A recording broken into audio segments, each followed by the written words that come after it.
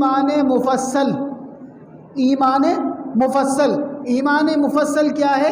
آمنت باللہ وملائکتہ وکتبہ ورسلہ والیوم الآخر والقدر خیرہ وشرہ من اللہ تعالی والبعث بعد الموت۔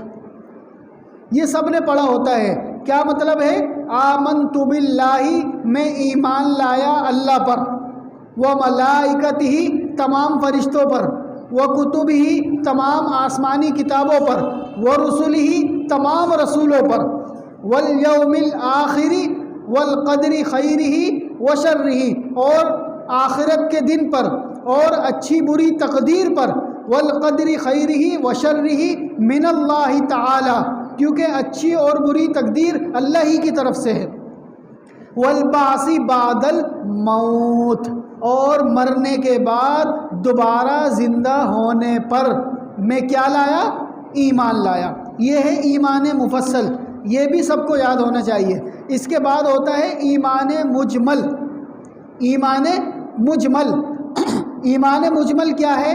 آمنت باللہ کما ہوا باسمائہ وصفاتہ وقبلت جمیع احکامہ اقرار باللسان وتصدیق بالقلب۔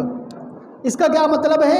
آمنت باللہ، میں ایمان لایا اللہ پر، کما ہوا باسمائہ، جیسا کہ وہ اپنے اسماء کے ساتھ ہے، وصفات ہی، اور صفات کے ساتھ۔ میں ایمان لایا اللہ کے تمام اسماء کے ساتھ، اس کی تمام صفات کے ساتھ۔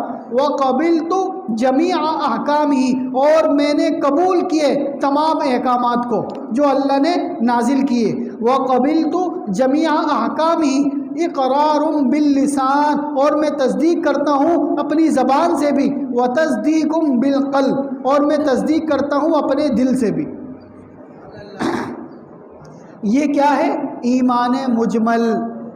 ایمان مفصل کا ترجمہ بھی آپ نے سن لیا، ایمان مجمل کا بھی سن لیا، یہ دونوں ہی یاد ہونا ضروری ہے۔ اسی طرح اس کے بعد ہے پہلا کلمہ۔